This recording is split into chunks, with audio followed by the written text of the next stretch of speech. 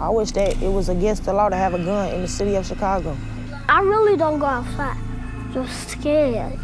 Or is they gonna shoot me or stab me? Our generation is like messed up. And every day I walk out of my house going to school, I'm in fear of what can happen to me, not knowing if I'm gonna make it back home or not.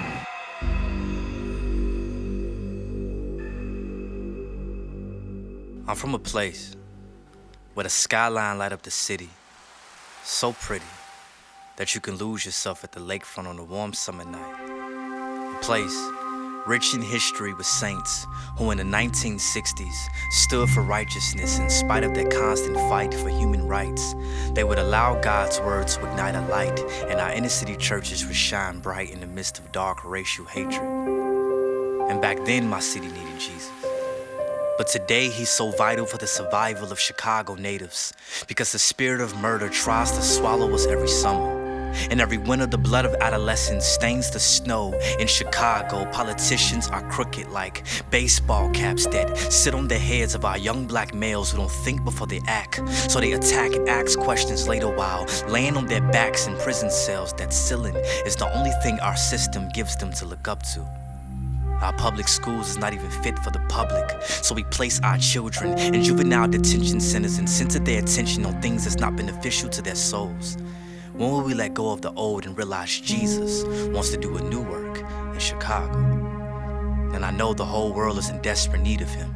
But as a citizen of the Windy City, I've seen too many lives blown away, but not by the wind, but with illegal weapons placed in the hands of men with hearts of stone. I've seen so many of our mothers neglect our daughters, while our sons inspire to be modern-day Al Capones, cause street corners is like war zones in my hometown.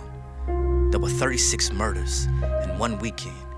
Every victim, the same color skin. It's not a coincidence that Satan attacks the same people with the same thing time and time again. So when will it end? When will we stop allowing sin to enslave our city and let the one who willingly gave his life to set us free come in? Our hearts are wicked, because without the warmth of Jesus' touch, they go colder than our winters. And rejecting Jesus have left us stuck in his same deadly season. And for our loved ones taken by street violence, we can't even have a moment of silence because police sirens are always at use. Instead of our youth shooting for the stars, they aim at one another. I am not your enemy, I am your brother. The only difference is I accepted our Father into my heart, and he has wrapped me so tight with his love I suffocated with his hug. Died and came back a new man, and he could do the same for any pimp, gangbanger, a thug, if we would just humble ourselves and pray.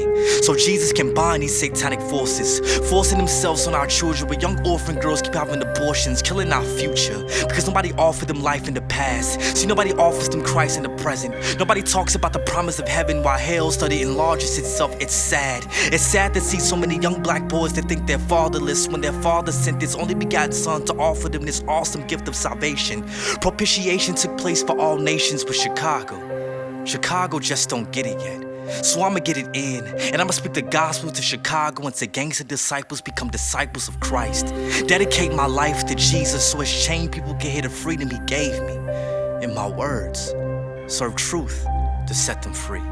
Show them love to let them see that Jesus never really left the earth because he lives inside of me. And he can live inside them too if we give them reason to believe that he's the way, the truth, and the life. So if Christ has given you freedom, when will you offer your city Jesus?